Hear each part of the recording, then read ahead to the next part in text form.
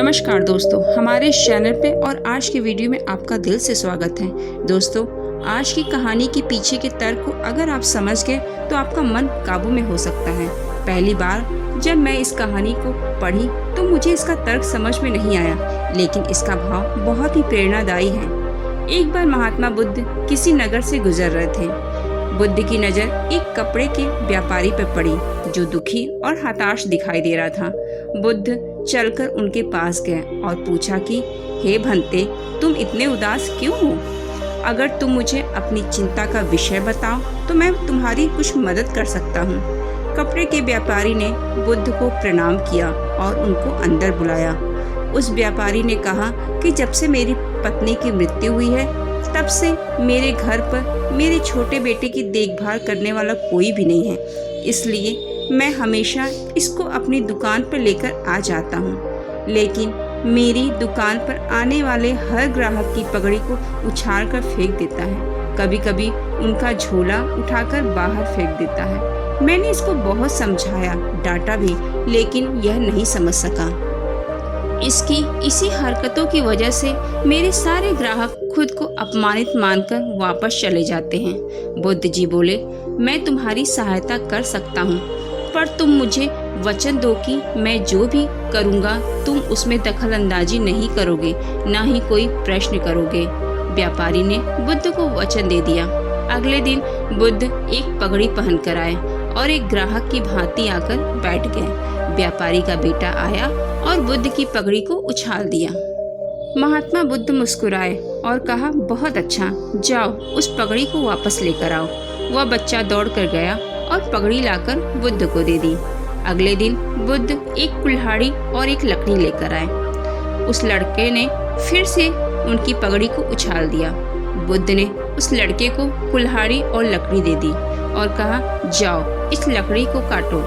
व्यापारी को थोड़ा सा डर लग रहा था कि कहीं उसके लड़के को चोट न लग जाए, लेकिन उसको अपना वचन याद था। 7 दिन तक महात्मा बुद्ध कोई न कोई नया काम लेकर आते और उस लड़के से करवाते।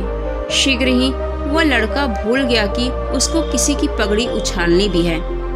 व्यापारी बहुत खुश हुआ और बुद्ध को बहुत धन्यवाद दिया। दोस्तों, मन वश में हो सकता है यदि हम मन को अपने अनुसार चलाएं तो। मन को चलाने के 2 तरीके हैं। पहला, मन अपने हिसाब से काम कर सकता है और दूसरा, मन को हम अपने हिसाब से काम करवा सकते हैं। बुद्ध से मिलने से पहले उस लड़के का मन और दिमाग अपने हिसाब से अनियंत्रित रूप से काम कर रहा था, लेकिन बुद्ध ने उस लड़के को अपने अनुसार काम करवाने की हिम्मत रखी, जिससे उसकी आदत ही बदल गई। मन को वश में करने के अतिरिक्त एक और अधिक महत्वपूर्ण बात यह है कि हम अपने मन को बिल्कुल साफ रखें, उसमें किसी भी प्रकार का कोई भी मैल न रह जाए।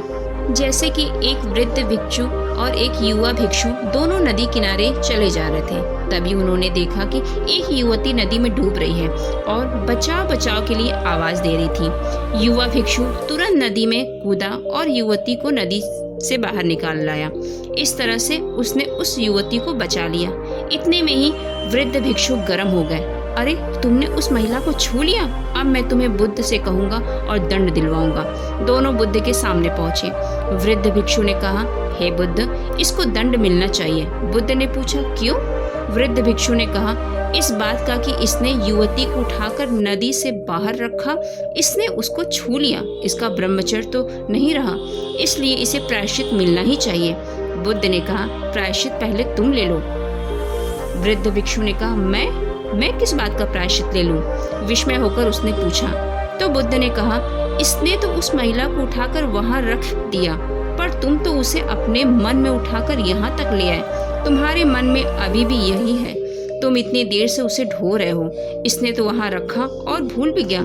सुनो, मैं तुम्हें परिणामों की निर्मलता के लिए 4 उपाय बताता हूँ। हमेशा मन को स्वस्थ रखना, दूसरों के बारे में विकृत नहीं होने देना, दूसरा, इंद्रियों पर विजय प्राप्त करना, तीसरा, अच्छी संगति में रहना और चौथा, प्रार्थना करना। दोस्तों, अगर हम अपने मन के मैल को साफ रखेंगे तभी हमारे मन में अच्छी अच्छी बातों की उत्पत्ति होगी। तो दोस्तों, आज की दोनों कहानी हमारी आपको कैसी लगी? उम्मीद करती हूँ पसंद जरूर आई होगी। तो इसे अपने दोस्तों को शेयर करना ना भूलें और अगर कोई भी प्रश्न हो तो कमेंट बॉक्स में कमेंट करके हमें ज़रूर लिखें।